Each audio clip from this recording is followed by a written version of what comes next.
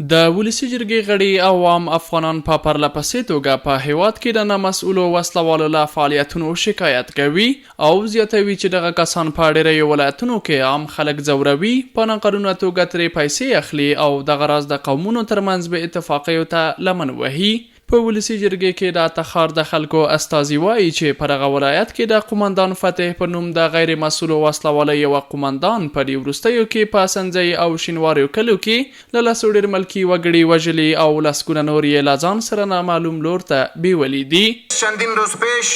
یک قاتل وحشی امرای دیگه قاتلین وحشی سرگروپای خود در قریاجات شینواری و سنزی رفتن،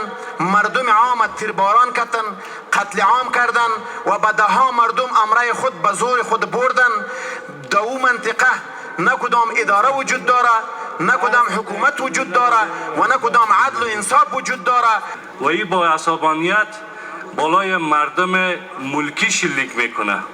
این یک ظلم بسیار بزرگ است. وکیلان وایي چې په دې وروستیو کې د ناامنیو له ډېرېدو سره هم مهاله حکومت د هیواد په شمالي او ځینو نورو ولایتونو کې پر هغو محلي قومندانانو د وسلو د ویش لړۍ پیل کړې چې په تېرو څو لسیزو کې عام افغانان وژلي، ځورولي او په ډېرو نورو جرمونو هم تورن دي. حکومت دا خلکو ته سلا نه ورکوي چې هغه تر ظلم کوي هره ورځ. دا د ښار مسله قومندان فتح دا د افغانستان دا چې هر څوک د افغانستان د خلکو لپاره حوالې ته شرم د قومندان د امنیت رئیس د امنیت امنیت اردو په ولایت کې وظیفه اجرا کوي. دا قاتل ظالم سړی او دوی قانون منګول ته نه سپاري. دا واقعا چې یو ظلم د وحشت دهشت. بلخوا عام خلک هم دې چارې اندېښمن کړي او وایي چې افغانان په تیر کې له ملیشو بدې خاطرې لري او که حکومت د دغو خپل سره وسلوالو او ملیشو مخه ونه نیسي، وضعیت به نور هم ترینګلی شي او د خلکو او حکومت ترمنځ به واټن نور هم ډیر شي.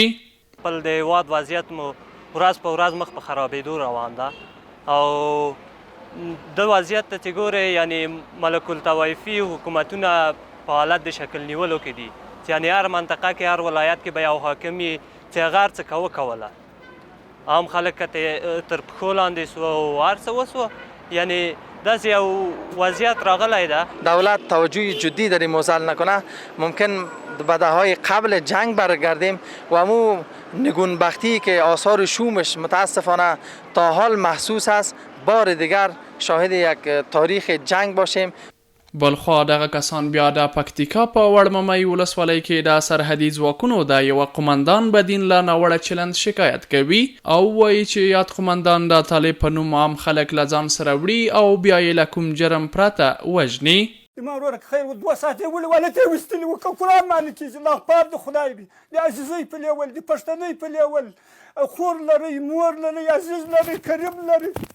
مسلمان یاست پښتانه یاست. په ورته مهال د امنیتي ادارو مسؤلین بیا وایي چې دوی په هیواد کې نامسؤلو وسلوالو ته د فعالیت اجازه نه ورکوي او که عام خلک د یادو کسانو د جرمونو په اړه له دوی سره خپل اسناد شریک کړي پر وړاندې به یې جدي اقدام وکړي.